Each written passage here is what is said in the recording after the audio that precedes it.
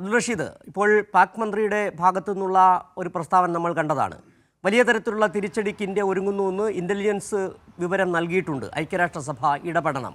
മുൻപുള്ള ദിവസങ്ങളിലെ പാകിസ്ഥാനിലെ ഉത്തരവാദപ്പെട്ട സ്ഥാനങ്ങളിലിരിക്കുന്നവരുടെ പ്രസ്താവന നമ്മൾ കണ്ടതാണ്.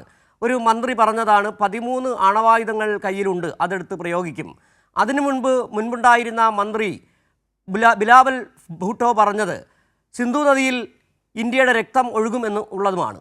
ഏതായാലും ഇപ്പോൾ മന്ത്രിയുടെ വാക്കുകളിൽ നിന്ന് മനസ്സിലാക്കാൻ കഴിയുന്നത് ഇന്ത്യയുടെ തിരിച്ചടി ഏത് സമയമുണ്ടാകും. അതുകൊണ്ട് തന്നെ ഒരു സ്വതന്ത്ര അന്വേഷണത്തിന് തയ്യാറാണ് ഐക്യരാഷ്ട്രസഭ, ഇടപെടണം എന്ന അർത്ഥത്തിൽ തന്നെയാണ്. വല്ലാത്ത ഒരു സാഹചര്യം ഇപ്പോൾ രാജ്യത്ത് നിലനിൽക്കുന്നുണ്ട്. അന്താരാഷ്ട്ര സംഘർഷത്തിലേക്ക് കാര്യങ്ങൾ പോവുകയും ചെയ്യുന്നുണ്ട്. എന്താണ് പാകിസ്ഥാൻ്റെ ഈ മന്ത്രിയുടെ വാക്കുകളിൽ നിന്ന് മനസ്സിലാക്കിയെടുക്കേണ്ടത്? എങ്ങനെ അവർ ഭയപ്പെടുന്നുണ്ട്? ഐക്യരാഷ്ട്രസഭയുടെ ഇടപെടൽ ആവശ്യപ്പെടുകയും ചെയ്യുന്നുണ്ട്.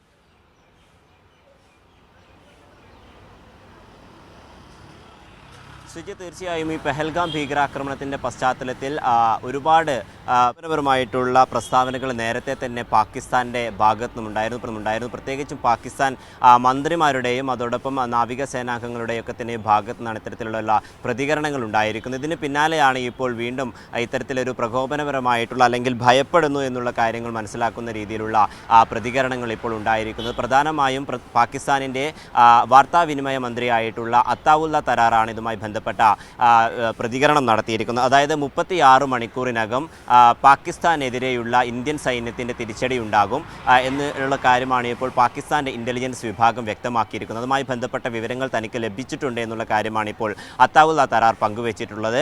എന്തായാലും ഇത്തരത്തിലുള്ള പ്രകോപനങ്ങളൊക്കെ തന്നെയും നടത്തുമ്പോൾ പോലും ഇന്ത്യയുടെ ഭാഗത്ത് നമ്മളൊരു തിരിച്ചടിയെ പാകിസ്ഥാൻ ഭയപ്പെടുന്നു എന്നുള്ളത് തന്നെയാണ് നമുക്ക് മനസ്സിലാക്കാൻ സാധിക്കുന്നത്. പാകിസ്ഥാനെതിരെയുള്ള ഇന്ത്യൻ സൈന്യത്തിൻ്റെ തിരിച്ചടി 2 ദിവസത്തിനകം ഉണ്ടാകുമെന്നുള്ള കാര്യമാണ് ഇപ്പോൾ അത്താവുല്ല തരാർ വ്യക്തമാക്കിയിരിക്കുന്നത്. അതോടൊപ്പം ഇരു രാജ്യങ്ങളും തമ്മിലുണ്ടാകുന്ന ഈ പെഹൽഗാം ഭീകരാക്രമണത്തിൻ്റെ പശ്ചാത്തലത്തിൽ ഇരു രാജ്യങ്ങളും തമ്മിലുണ്ടാകുന്ന എല്ലാ അനന്തരഫലങ്ങളുടെയും പൂർണ്ണ ഉത്തരവാദിത്വം ഇന്ത്യക്കായിരിക്കും എന്നുള്ള ഒരു കാര്യവും അദ്ദേഹം ചൂണ്ടിക്കാണിച്ചിട്ടുണ്ട്. അതോടൊപ്പം ഇതുമായി ബന്ധപ്പെട്ട UN-ൻ്റെ അടക്കമാക്കി, അതായത് അന്താരാഷ്ട്ര ഐക്യ സഭയുടെയൊക്കെ തന്നെയും സഹായങ്ങളും പാകിസ്ഥാൻ തേടുന്ന ഒരു സാഹചര്യമുണ്ട്. കഴിഞ്ഞ ദിവസം തന്നെ ഇതുമായി ബന്ധപ്പെട്ട കാര്യങ്ങളൊക്കെ തന്നെയും ഈ ഷഹബാസ് ഷെരീഫ് അടക്കമുള്ള ആളുകൾ ഇതുമായി ബന്ധപ്പെട്ട ചർച്ചകളൊക്കെ തന്നെ നടത്തിയിരുന്നു. അതോടൊപ്പം ഇതുമായി ബന്ധപ്പെട്ടിട്ടുള്ള അന്വേഷണത്തിനും തങ്ങൾ തയ്യാറാണ്, സഹകരിക്കുമെന്നുള്ള നിലപാട് തന്നെയാണ് പാകിസ്ഥാൻ്റെ ഭാഗത്തു നിന്നും ഉണ്ടായിട്ടുള്ളത്. എന്തായാലും ഈ അതിർത്തി പ്രദേശങ്ങളിൽ ഇന്ത്യൻ സൈന്യക്ക് നേരെ വെടിയുതിർക്കുകയും അതോടൊപ്പം ഇത്തരത്തിലുള്ള പ്രകോപന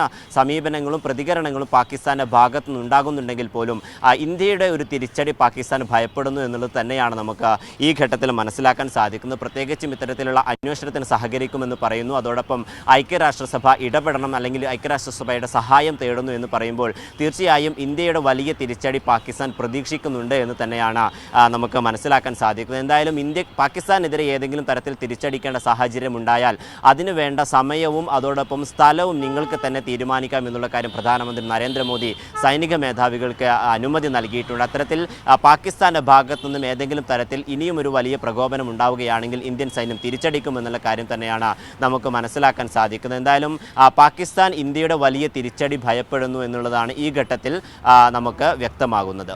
സിജു, ശരി, അബ്ദുൾ റഷീദാണ് ദില്ലിയിൽ നിന്നുള്ള വിവരങ്ങൾ നൽകിയത്.